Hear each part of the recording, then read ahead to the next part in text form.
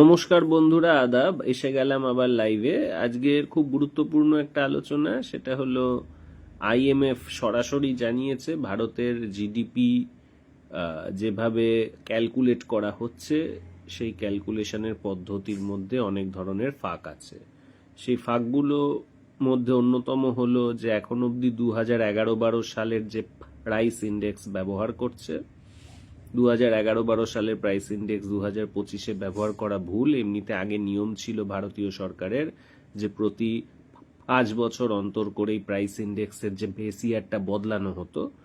অর্থাৎ 2011-তে যদি একটা কোনো কিছু সিলেক্ট করা হয় বেস ইয়ার, সাপোজ 2011-তে 2011-12 ইন্ডেক্সকে সিলেক্ট করলো প্রাইস ইন্ডেক্সকে বেস ইয়ার হিসেবে, তাহলে 2016-তে এসে আবার চেঞ্জ হবে সেটা।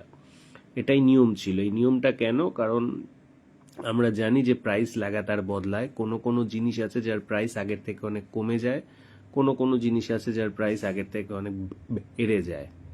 এবং বিশেষ করে electronic goods and manufacturing goods সাধারণত প্রাইস আগের থেকে কমে যায় এবং তাদের অল্টারনেটিভ চলে আসে, ফলে তাদের মানে কম্পিটিশনটা বেড়ে যায় অন্যান্য অল্টারনেটিভ গুডসের সঙ্গে, বলে তাদের প্রাইস কমে যায়।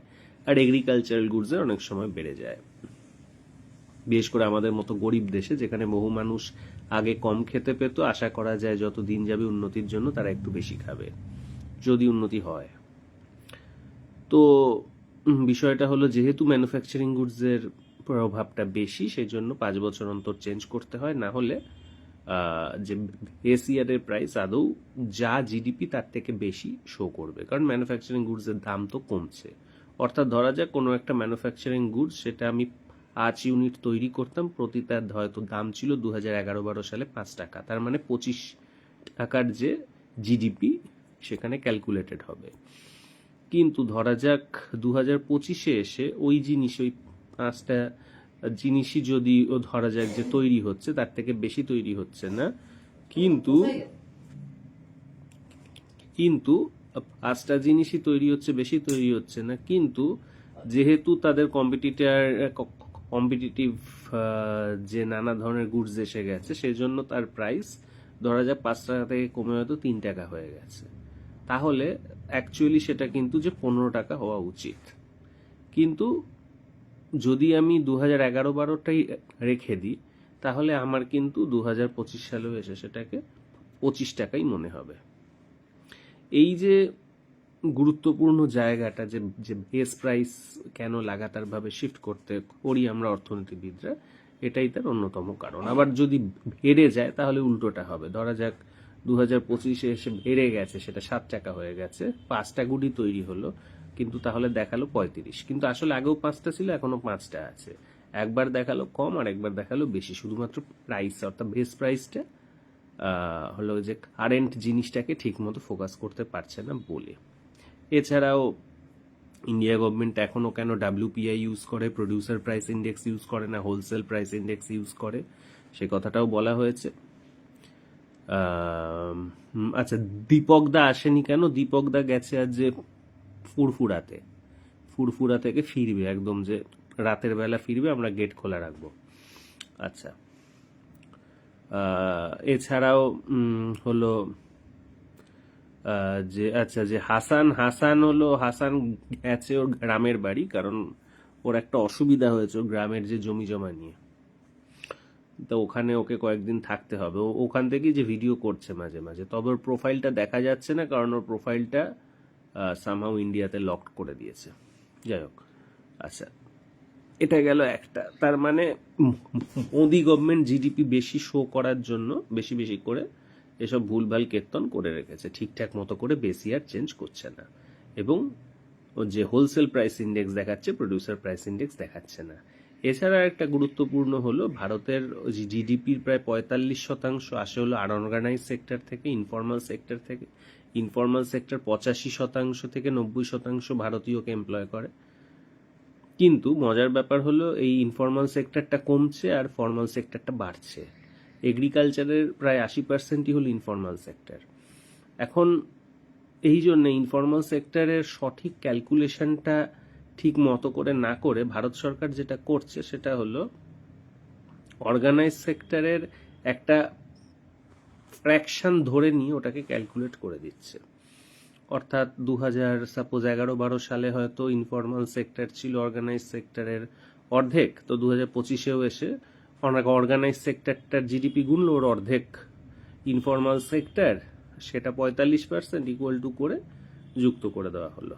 এটাকেও সম্পূর্ণভাবে একটা ফল্টি মেজার দিচ্ছে বলেই ধরা হচ্ছে।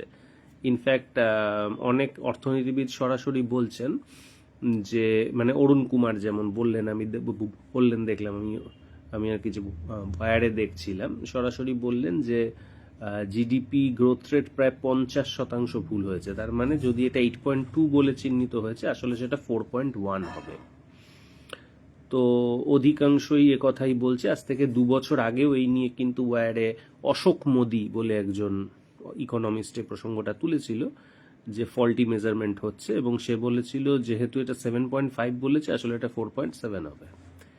তো ফল্টি মেজার হচ্ছে নিয়ে বহুদিন ধরে কথা হয়েছে, এবং এটা ক্লিয়ার যে এখন যে ফল্টি মেজারমেন্ট হচ্ছে, এবং সেটা হয়তো অনেকটা মানে বড় আকারেই ফল্ট মেজারমেন্ট হচ্ছে। আচ্ছা, ইতিমধ্যে তাহলে যেটা বোঝা যাচ্ছে সেটা হলো ভারত প্রায় আস্তে আস্তে একটা খিল্লিতে পরিণত হচ্ছে নরেন্দ্র মোদীর নেতৃত্বে। কারণ এর আগে আমরা দেখলাম যে ভারতের হাত থেকে শ্রীলঙ্কা, বাংলাদেশ, নেপাল সমস্ত ছোট ছোট দেশগুলো ভারতের প্রভাব বলয় থেকে বেরিয়ে গেল, সবকটা চীনের প্রভাব বলয়ে চলে গেল। চীন নাকি শুনছি এখন বাংলাদেশকে বেইদাউস স্যাটেলাইট নেভিগেশন দেবে, বাংলাদেশের আর্মিকে যেটা সাহায্য করবে, এছাড়াও জেট-এনসি দেবে, এছাড়াও শোনা যাচ্ছে বাংলাদেশে জুট, টেক্সটাইল এবং জাহাজ নির্মাণ শিল্প এগুলোতে প্রচুর ইনভেস্ট করবে। তো তার মানে সেখানে চীনের প্রভাব ক্লিয়ার। এছাড়া যে নেপাল শুনলাম নতুন কারেন্সি নোট বার করেছে, চীনকে দিয়েছিল বরাত কারেন্সি বার করতে, সেখানে নেপালের যে ম্যাপ এঁকেছে সেখানে 3টে ইন্ডিয়ার জায়গা ঢুকিয়ে দিয়েছে, ক্লিয়ার। শ্রীলঙ্কায় তো রোজ চীনের যে স্পাই শিপ যাতায়াত করছে, স্পাই শিপ বলি বা টেকনোলজিক্যাল শিপ বলি, যাতায়াত করছে। এখন এর মানে এই ছোট ছোট দেশগুলো প্রভাব বলয় ছেড়ে এখন এড়িয়ে গেছে। দ্বিতীয়ত আমরা অপারেশন সিন্দুরে দেখলাম, যেটা ইউএস কংগ্রেস থেকে সরাসরিভাবে অপারেশন সিন্দুরকে যেভাবে ডেসক্রাইব করেছে, সেটা হলো যে পাকিস্তান সেই যুদ্ধে জিতেছে চীনের সাহায্য নিয়ে, চীনের নানা ধরনের নেভিগেশন সিস্টেম, চীনের মিসাইল, চীনের জে-10সি প্লেন, JF-17, PL-15 মিসাইল, এগুলো ব্যবহার করে বলা যায় পাকিস্তানি মূল সাকসেসগুলো পেয়েছে এবং পাকিস্তান জিতেছে। এটার আরও একটা ক্লিয়ার ইন্ডিকেশন হলো যে দিল্লিতে বিস্ফোরণ ঘটার পরেও কিন্তু আবার অপারেশন সিন্দুরকে রিনিউ করা হলো না। তো ইউএস কংগ্রেসের কথাতেও এটাই প্রমাণ হলো। তো এরপর আমরা দেখলাম যে ইউএইতে, দুবাইতে নানা ধরনের যে যুদ্ধ বিমানের শোতে ভারতের তৈরি তেজস ভেঙে পড়লো, সেটাও একটা খিল্লির ব্যাপার হলো।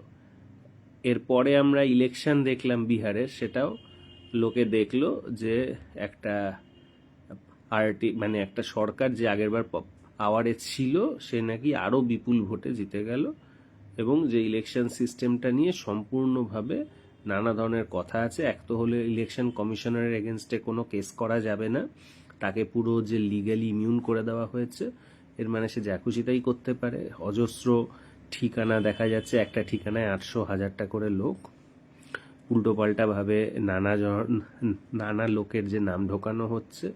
এছাড়াও 10,000 টাকা করে মেয়েদেরকে দেওয়া হয়েছে হলো গিয়ে যে 4 দিন আগে, যেগুলো ইলেকশনের বিধি যে বাইরে বলে এতদিন ধরে আমরা জানতাম, কিন্তু ইলেকশন কমিশনার পুরো বিজেপির হয়ে কাজ করছে। তার মানে ভারতের ইলেকশন ব্যবস্থাটাও হয়ে যাচ্ছে বিশ্বের কাছে খিল্লি। আর শেষ পর্যন্ত দাঁড়ালো আজকে যে জিডিপি নাম্বার 8.2%, একটা অস্বাভাবিক একটা হাই নাম্বার বলা হয়েছে, এবং এটাকেও IMF এতদিন ধরে বহু ভারতের অর্থনীতিবিদ বলেছেন যে এটা একটা ফল্টি নাম্বার। এখন IMFও সেটাকে স্বীকৃতি দিল, জিডিপিটা ফল্টি নাম্বার। তো তার মানে বিশ্বের কাছে আরও একটা জায়গাতে খিল্লি প্রমাণিত হয়ে গেল। তো এইভাবেই আস্তে আস্তে করে ভারতকে একটা খিল্লি রাষ্ট্রে পরিণত করছে বিশ্ব।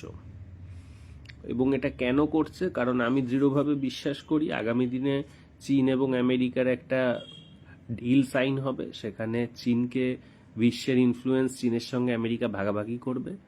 তো যেহেতু ইন্ডিয়া অঞ্চলটা চীনের ক্লোজ, সুতরাং চীনের জিম্মাতে আসবে এই অঞ্চলটা, এবং সে ইন্ডিয়ার মাথার ওপর থেকে আমেরিকা হাত তুলে নেবে।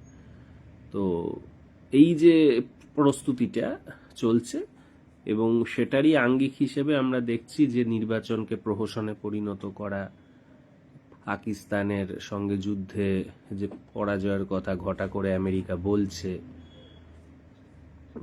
তারপরে ভারতের চারপাশের ছোট ছোট দেশগুলো থেকে ভারতের প্রভাব কমে যাচ্ছে, এজসের পতন হচ্ছে, এবং আজকে আইএমএফ জানিয়ে দিল ভারতের জিডিপি নাম্বার ফল্টি। তো বোঝাই যাচ্ছে আগামী দিনটা খুব একটা সুখকর নয়।